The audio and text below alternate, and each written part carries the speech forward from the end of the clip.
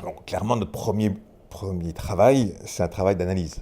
En tout cas, pour ce service économique, c'est comprendre quelle est la situation économique, financière de ce pays et, et établir des relations de personnes et d'institutions qui permettent de comprendre ce qui se passe et quels sont les moteurs de l'économie locale.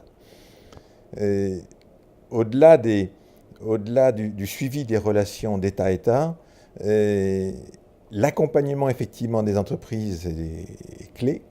Elles sont demanderesses de ces analyses, de ces regards et sur la situation présente exacte, au-delà de quelques rumeurs, de ce qu'est notre propre regard d'analyse sur le moyen terme.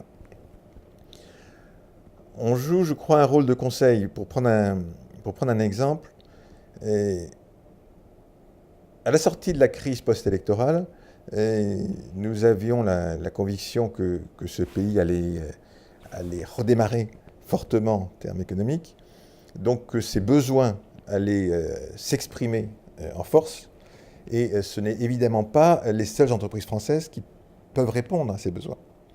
Donc notre discours ne pouvait en aucun cas être celui de quelqu'un qui dirait vous et nous, seuls, on va faire quelque chose. Donc au contraire, il faut accompagner l'ouverture de la Côte d'Ivoire sur le reste du monde, mais faire évidemment que les entreprises françaises aient une place dans cet accompagnement.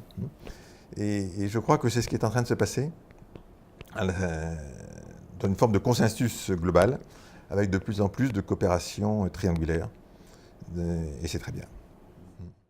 D'abord, la Côte d'Ivoire est traditionnellement un pays ouvert, depuis toujours. Houphouët l'a voulu comme ça. Et ça commence par les mouvements de personnes. Donc l'immigration est ouverte aux populations de la région. Et le pays est traditionnellement ouvert depuis toujours aux investissements étrangers.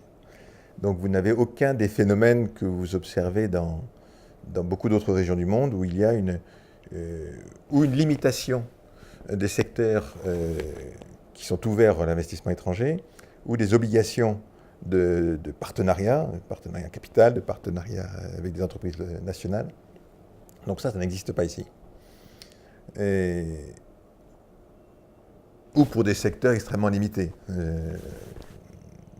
Ouvrir une épicerie, ça vous serait probablement difficile, mais c'est un pays fondamentalement ouvert et qui le reste. Donc ça, c'est une chose.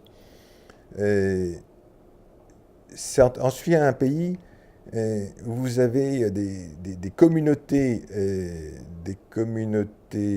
étrangères établies ici depuis très longtemps,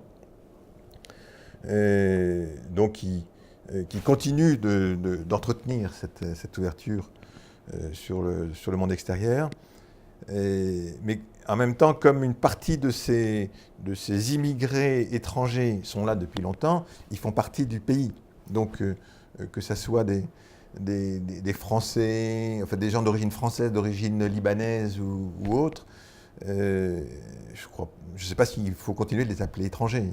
Leur vie est ici. Ils ont bâti parfois des groupes extrêmement importants qui sont des groupes ivoiriens. Aujourd'hui, on voit des nouveaux investisseurs qui arrivent, par exemple dans l'agriculture.